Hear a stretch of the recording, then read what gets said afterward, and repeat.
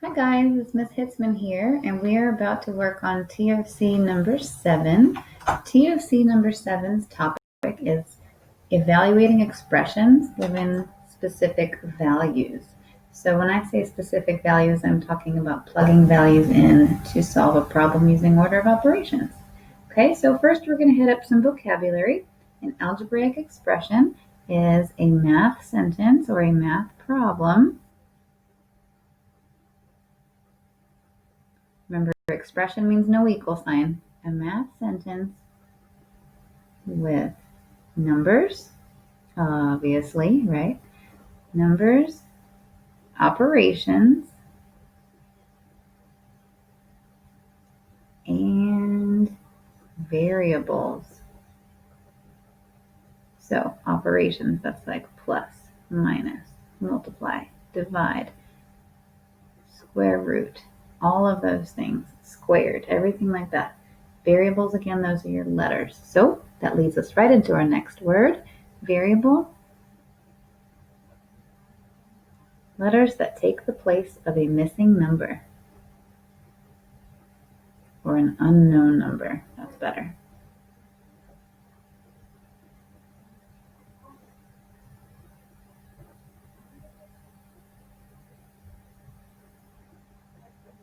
Evaluate is a fancy word for solve. They use the word evaluate when there's no equal sign.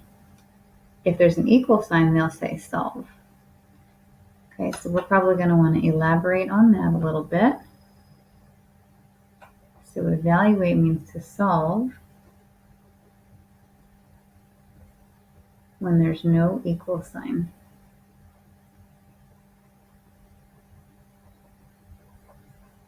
Okay, substitute, just like if I were sick at regular school, I would get a substitute teacher.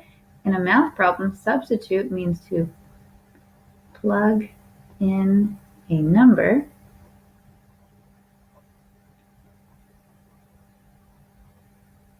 where there is a variable.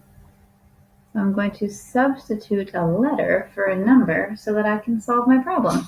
Makes more sense to me to use all numbers in math, right?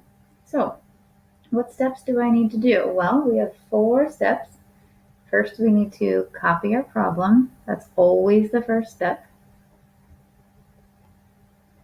Then I need to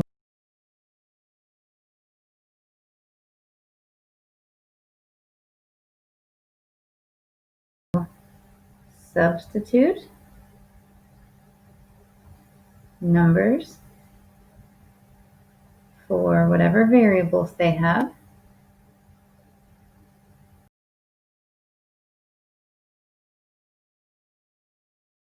Then I'm going to continue to solve using my order of operations, which we now know as GEMDAS, right? And lastly, it's always good practice to circle my answer because sometimes these things get a little bit long, so we want to circle our answer. So there's all 4 of your steps. That thing can move a little bit fast sometimes, makes you a little dizzy, right? Okay, so if you notice here, it says to evaluate each expression if A equals 4, B equals -2, and C equals 7. So they're actually giving me some numbers to substitute in for my variables. Before I start plugging these in, I need to consider what my problem is actually asking me to do. Now, when a number and a letter, or a letter and a letter, are connected, that means multiplication, right? Now, I don't want to use an X to represent multiplication, because if I use an X for multiplication, I'm going to start getting confused with my other letters. I won't know if X means multiply or if X is a variable. So you can use parentheses to show multiplication, or you can use a dot. Whatever your preference is A-okay with me. So if A is 4, instead of writing 3 times A times C, I'm going to do 3 times 4, and C is 7, so times 7. So I substituted my A and my C with my 4 and my 7 because it told me what A and C were supposed to equal. So now I'm going to use order of operations. 3 times 4 is 12. Bring down the rest of my problem. and 12 times 7 is 84. And I'm going to circle my answer. So just like order of operations, my problem should almost look like an upside down pizza or triangle when I'm finished. All right, my next problem says 5 times b to the third power. And in this situation, b is -2. So I'm going to rewrite it. 5 times -2 to the third power. Now remember, real quick, I'm going to give you a reminder. When we have order of operations, if I have multiplication and exponents, here's multiplication and here's my exponents, the exponents comes first. So I need to do this, okay? So if you grab your calculator, you can type in -2 to the third power, which is the same as saying -2 times -2 times -2. It's not -2 times 3. It's 3 of whatever this number is. So I'm going to break this down and pretend you don't have a calculator. I'm going to break it down in basic math. -2 times -2 is +4. Bring down the last part that I haven't used. 4 times -2 is -8. Now, had you typed that in your calculator right away, you would have gotten that -8 from here. So that's fine. So I replace that with a -8, and I bring down my 5 because I haven't used that yet.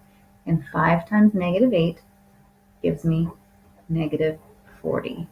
So again, your work is going to go in this downward pizza. Okay, it's like an upside down triangle. Now, I'm going to use those same plug-in values for the problems on the back of the page. So if you printed it, we'll be going to the back of the page. And because it's on the back of the page, I'm going to write my values up top as a reminder. Okay, so it said that A was 4, B was -2, and C was 7. Now, if you have trouble with typing in your negatives and you need a reminder or you need a little bit of help on how to type it in depending on what calculator you're using, just let your teacher know. On Desmos, it should be pretty straightforward, but please ask in class tomorrow if you need help typing in those negatives. All right, so this problem says A times B times C. And the reason I'm saying multiplication is because they're all connected. And when they're all connected, that means multiplication. So that's really saying A is 4, B is -2, and C is 7. So 4 times -2 is -8, bringing down my 7, and -8 times 7 is -56. Now I cannot say enough how important it is to not lose those negatives. If you lose your negative along the way, your answer is completely different. All right, next one. I have 5 plus 6 times C, and remember C is 7. So I rewrite my problem, 5 plus 6 times 7. Quick reminder over to the side of my order of operations. In this problem, I have adding and multiplying. Multiplying is way up here. Adding is all the way down here, so I must multiply first. 6 times 7 is 42, and I bring down in the exact same place what I haven't used yet. 5 plus 42 is 47. Okay. My next question, I have A times B over 8. Over, this fraction bar means divide. So on the top of my fraction, I'll work over here. On the top of my fraction, I have A times B. So here's my A and here's my B. I have 4 times -2. On the bottom of my fraction, I have an 8. So if we think back to when we learned GEMDAS and we talked about our order of operations, that big fraction bar is called a complex fraction, meaning that it's got a separate problem inside. So up here, I have 4 times -2. 4 times -2 is -8. Then I bring my denominator down, and now I'm dividing. -8 divided by +8 is -1. Now my upside down pizza triangle got a little messed up here because I used over here to show you what that division looked like. All right, I have one more example in this section. 3 times c minus 3 times b squared. So let's plug in. 3 times c is 7, minus 3 times b squared. So negative 2 squared. If I check my checklist, how about that? There's no grouping. There is some exponents. Please be careful with that exponent. You are plugging in negative 2 for b. So that means you have to square negative 2. So if I grab a different color, what that's asking you to do here, this is telling you to do negative 2 times negative 2. And a negative times a negative is a positive. So this gives me a positive 4. All right, so I'm going to replace this with positive 4 and bring down in the same place, in the same order, the rest of my problem. So I did my exponents. Now I have multiply and subtract. Multiply comes next. 3 times 7 is 21. And 3 times 4 is 12. 21 take away 12 is what I'm left with. And that gives me positive 9. So if I had the space, I'd put it underneath. But there's my final answer, positive 9. I've got 4 more questions to do. This time I'm plugging in some different values. Here we go. Don't forget your checklist. Grouping, exponents, multiply, divide, add, subtract.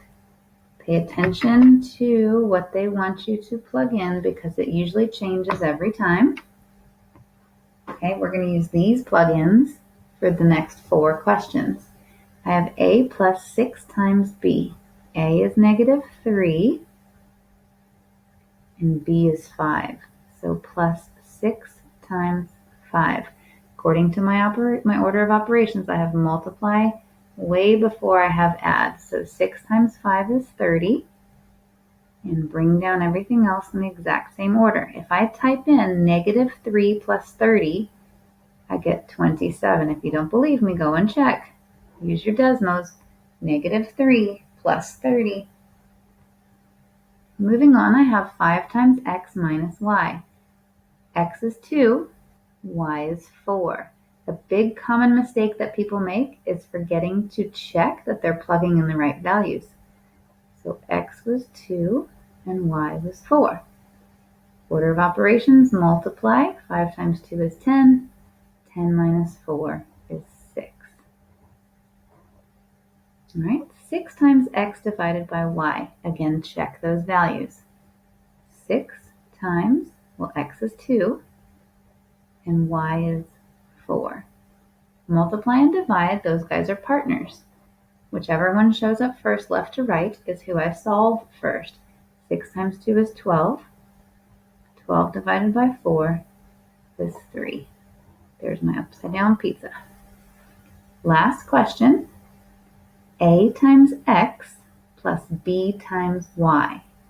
All right, a is negative 3 times x is 2 plus b is 5 times y is 4. And remember again, one last time here, when my letters are stuck together, that means multiplication.